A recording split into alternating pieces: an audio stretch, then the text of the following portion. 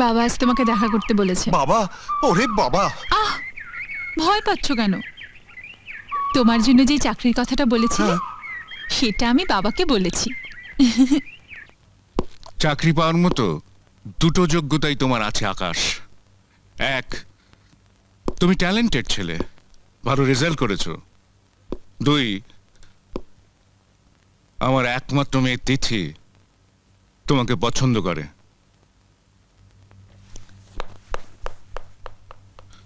তোমার সামনে bright future.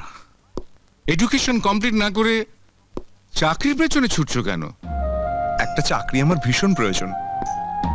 সংসারের জোয়ালটা কাঁধে নিয়ে টানতে টানতে আমার দাদাভাই আজ ক্লান্ত, পরিশ্রান্ত। আমি তাকে মুক্তি দিতে চাই। দাদার প্রতি তোমার শ্রদ্ধা ভালোবাসা আমাকে মুগ্ধ করেছে আকাশ। চাকরি আমি তোমাকে দেবো, তবে একটা শর্তে।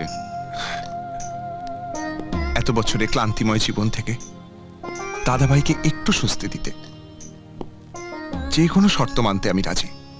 আকাশ, আমি বিজনেসম্যান, ব্যবসায়ী। ব্যবসার মূল থিওরিতে লাভ এবং লোকসান নামে দুটো শব্দ আছে। লোকসান শব্দটার সাথে আমি পরিচিত নই, আমি বুঝি শুধু লাভ।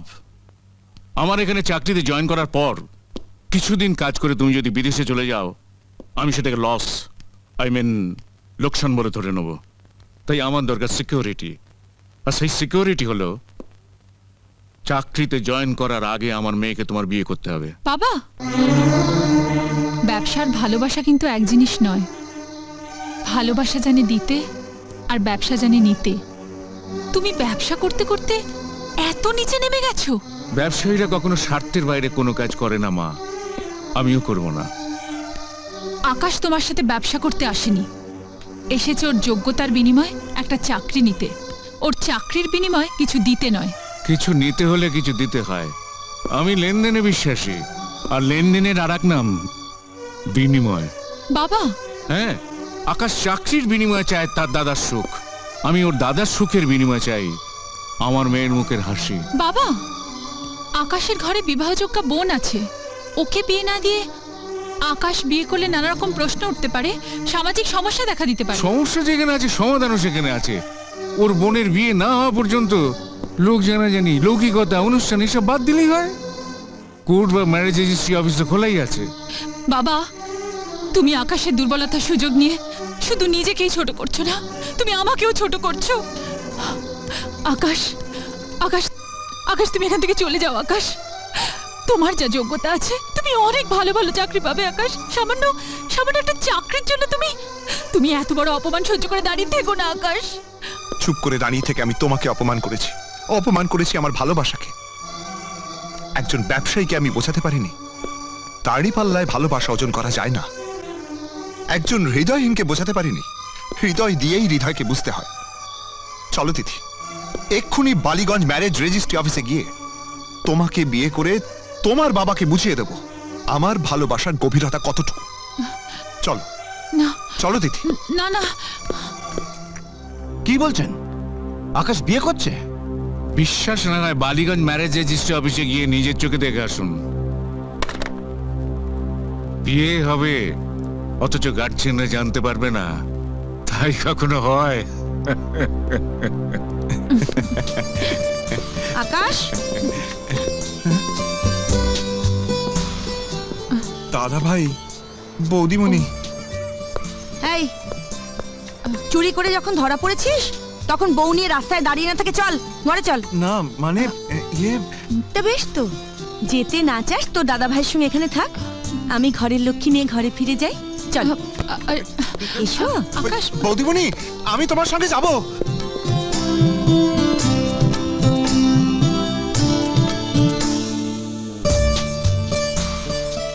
তিথি, সবাই জানে আমাদের মা বাবা নেই, কিন্তু আমি আর প্রেমা জানি আমাদের মা বৌদিমণি আর দাদা ভাই আমাদের বাবা। সত্যি ওনাদের পেয়ে আমার সবাইকে ছেড়ে আসার দুঃখই ভুলে গেছি। শুধু তোমার কাছে আমার একটাই চাওয়া। বলো। শর্ত পূরণ। শর্ত পূরণ? যে শর্তে বাবা তোমাকে চাকরি দিয়েছেন, যে শর্তে তুমি আমাকে বিয়ে করেছো। শর্তের কথা আমি ভুলিনি। সংসারের দায়িত্ব থেকে দাদাভাইকে মুক্তি আমি দেবই দেব।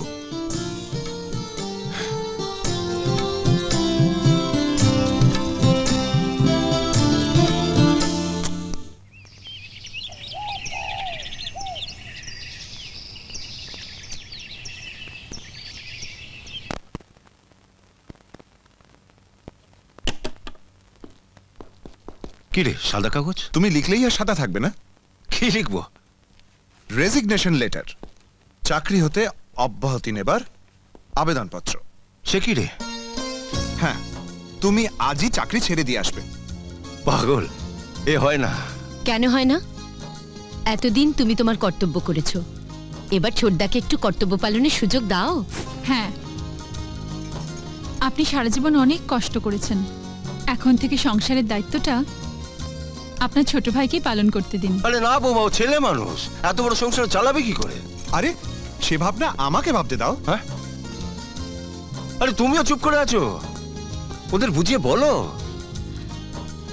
এতগুলো বছর ধরে আমি ওদের হয়ে তোমাকে বুঝিয়েছি, আজ হঠাৎ বদলে যাব কি করে? সারাটা জীবন ধরে ওদের সব চাওয়া সব দাবি তুমি পূরণ করে এসেছো, আজও ওদের না করো না। বাধা আমিও দেব না সুদীপ্ত বাবু, এই তো পরম ভাগ্যের কথা। এই যুগে এমন ভাই লাখে একটা মেলে কিনা সন্দেহ। শুধু আপনার মতো এরকম বিশ্বস্ত লোককে হারাতে হচ্ছে, এইটি যা দুঃখ। আপনার প্রভিডেন্ট ফান্ড আর গ্র্যাচুইটির ব্যাপারে অ্যাকাউন্টস ডিপার্টমেন্টে বলা থাকবে, যখনই মনে হয় এসে নিয়ে যাবেন। কেন নেব? তিথি এখন সংসারে এসেছে, শুধু মাইনের টাকা কেন, এখন থেকে সবকিছু ওর কাছে রাখবে। সেটি হচ্ছে না দিদি, দাদা ভাইকে ছুটি দিয়েছি বলে তোমাকে কিন্তু ছুটি দেব না। রাইট। দাদা ভাইয়ের দায়িত্ব বুঝে নেওয়ার মতো লোক অফিসে আছে, কিন্তু তোমার দায়িত্ব বুঝে নেওয়ার মতো সংসারে দ্বিতীয় কেউ নেই। দায়িত্ব বুঝে নিয়ে কেউ সংসারে আসে না, সংসারে এসেই দায়িত্ব বুঝে নিতে হয়। এই চাবির গোছাটা আঁচলে বেঁধে দিলেই সব বুঝতে পারবি। দিদি, এটা শুধু চাবির গোছা নয়, এ হলো আমাদের সকলের বন্ধন। এতদিন এটা তোমার আঁচলে বাঁধা ছিল, তোমার আঁচলেই থাক। নতুন আঁচলে বাঁধলে এটা তো হারিয়েও যেতে পারে। ঠিক বলেছ বৌদিমণি, নাও তো নাও। এটা সংসারে খরচের জন্য আমার মাইনের অ্যাডভান্স, আর এগুলো অফিসের টাকা। এতে 2 লাখ আছে, 1 লাখ কাল নিয়ে নেব, বাকি 1 লাখ পরে নেব। নাও।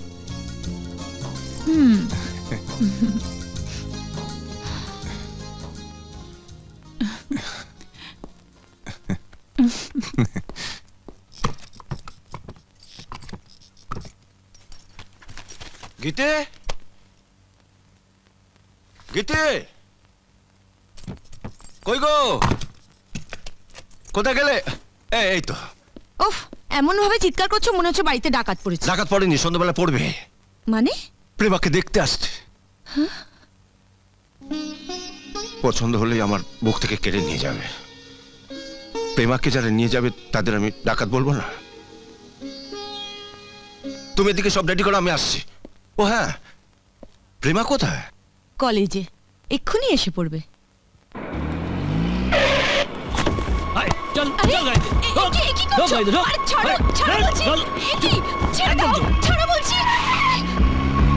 আসুন, বসুন বসুন। হ্যাঁ বসো, বসো, বসুন। আকাশ, তুই এখানে থাক, আমি ভেতর থেকে আসছি। আচ্ছা। আরে ওনারা তো সব এসে গেছেন, তো প্রেমা তো এখন এসে পৌঁছলো না। ভেবো না তো, তুমি ওনাদের সাথে গিয়ে গল্প করো, প্রেমা এক্ষুনি এসে যাবে। আমাকে কোথায় নিয়ে যাচ্ছ? কেন ধরে এনেছো? কচি খুকি কিছুই বোঝে না।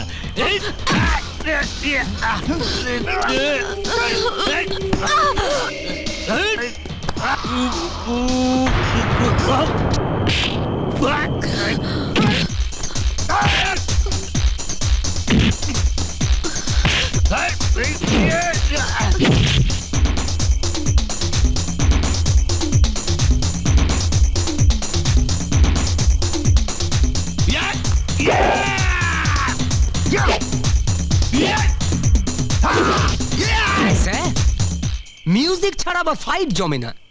আপনি অনুমতি দিলে বাঁশিটা বাজাতে পারি।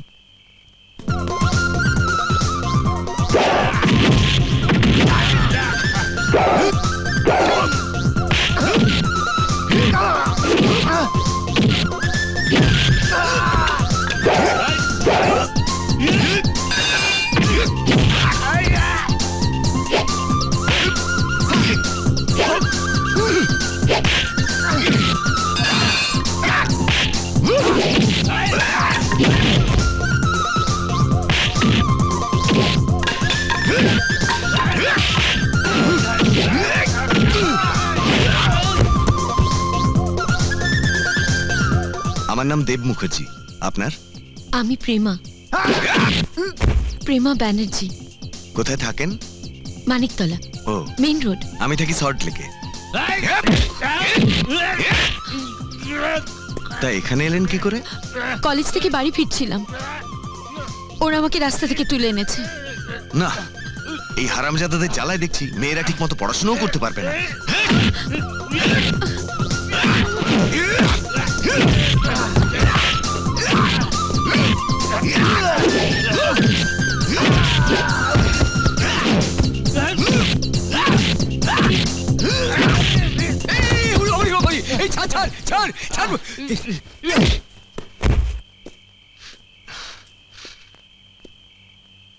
এ কি, কপালে রক্ত?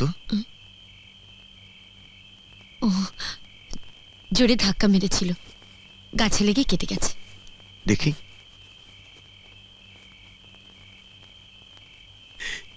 এ তো রোমান্টিক দৃশ্য, রোমান্টিক মিউজিক বাজাতে হবে।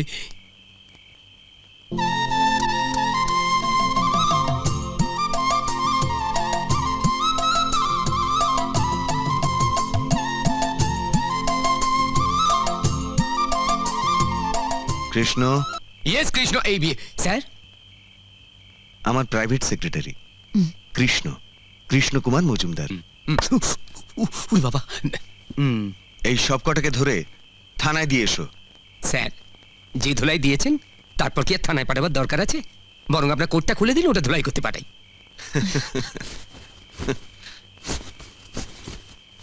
ধরো, চলুন আপনাকে এগিয়ে দিয়ে আসি। আসুন।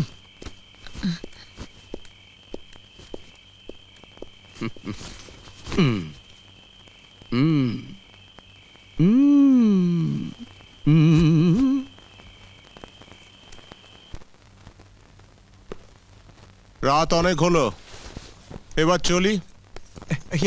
প্লিজ প্লিজ, আরেকটু বসুন। আর বসে থেকে কি লাভ? তোমাদের বোন যে কত রাত পর্যন্ত ক্লাস করে তা তো তোমরা নিজেরাই বলতে পারছো না। আসুন। এই তো এসে গেছে, এবারে আপনারা বসুন। রাতে ক্লাস করা মেয়ে ঘরে নিয়ে আমাদের পোষাবে না, কি বলো তোমরা? হ্যাঁ, ঠিকই তো বলেছো। চলি। প্লিজ, নমস্কার। আপনারা যাবেন না?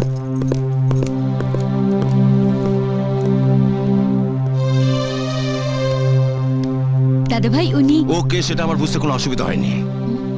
তোর মনের কথা আমাকে বলতে না পারলে তোর বৌদিকে তো বলতে পারছিস। ইউ স্কাউন্ডেল, তোমার জন্য আজ আমার দাদা ভাইকে অপমানিত হতে হয়েছে। ছোটদা,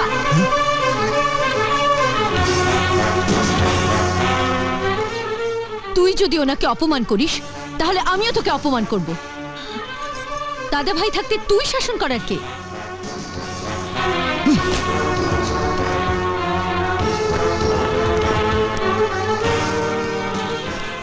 আকাশ ওর গায়ে হাত তোলাতে তোর যদি আত্মসম্মানে বাঁধে, কাজটা আমি করলে নিশ্চয় তোর আপত্তি থাকার কথা নয়।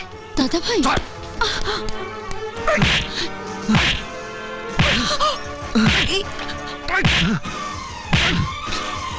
বেরিয়ে যাও, এই মুহূর্তে এই বাড়ি থেকে বেরিয়ে যাও। যে আমার ইজ্জত বাঁচিয়েছে, তোমাদের ঘরে সম্মান বাঁচিয়েছে, তাকে তুমি অপমান করছো। কিছু গুন্ডা আমাকে তুলে নিয়ে গিয়েছিল, উনি সময় মতো না এলে আমাকে আত্মহত্যা করতে হতো।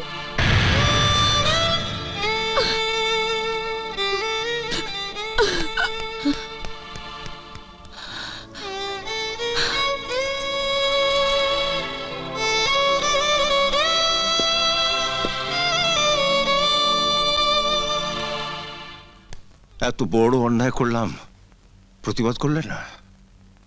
আপনি যদি আমাকে মেরেও ফেলতেন তবু আমি প্রতিবাদ করতাম না।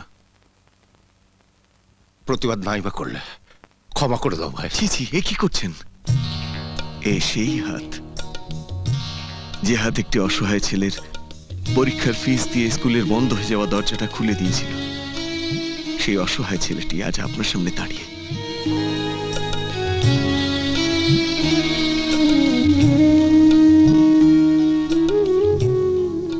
শোনো বাবা, যে সন্তান মায়ের সেবা করে, মাকে ভালোবাসে, সে জীবনে অনেক বড় হয়।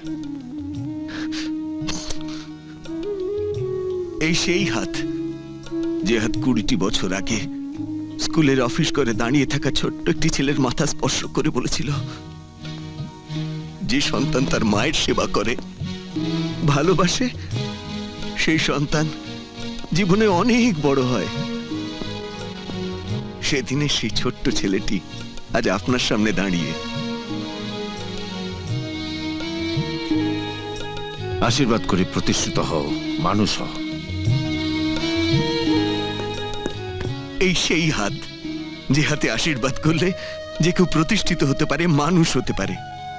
সেই সত্যের জ্বলন্ত প্রমাণ আজ আপনার সামনে দাঁড়িয়ে।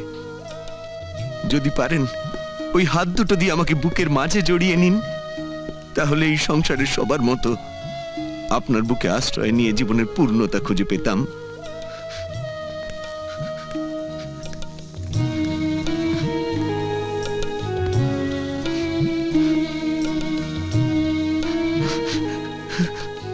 এক